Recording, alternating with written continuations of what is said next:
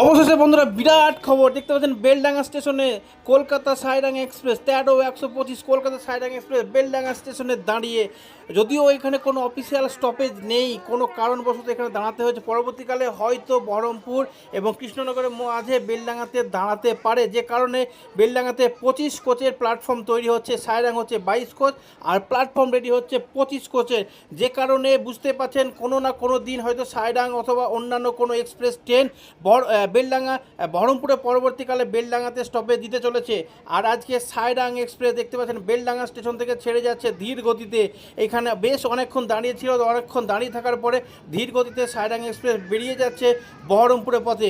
দীর্ঘ প্রতীক্ষার অবসান হলেও হতে পারে। বেলডাঙ্গাতে যেহেতু কাজ চলছে, জোর কদমে কাজ চলছে প্ল্যাটফর্ম এক্সটেনশনের ১, ২ এবং ৩ তিনটে প্ল্যাটফর্মই বাড়ানোর কাজ চলছে। দেখতে পাচ্ছেন এখানে কিন্তু দুরন্ত এক্সপ্রেসের কোচ নিয়ে সাইডাং এক্সপ্রেস বেরিয়ে যাচ্ছে বেলডাঙ্গা থেকে বহরমপুরের পথে।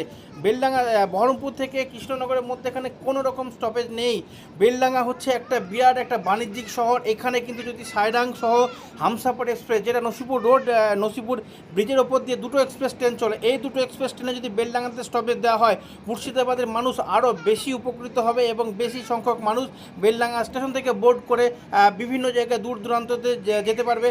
যেমন দার্জিলিং যাওয়ার যে একটা প্রবণতা মুর্শিদাবাদের মানুষের থাকে, সেটা কিন্তু গভীরভাবে প্রকাশ পাবে এবং প্রচুর লোকজন কিন্তু যাবে। বেলডাঙ্গার মানুষজনের প্রচুর উপকার হবে যদি সাইডাং এক্সপ্রেস এবং হামসাফার এক্সপ্রেসকে বেলডাঙ্গাতে স্টপেজে দেখতে পাচ্ছেন ধীর গতিতে বেলডাঙ্গা স্টেশন ছেড়ে যাচ্ছে বহরমপুরের পথে সাইডাং এক্সপ্রেস।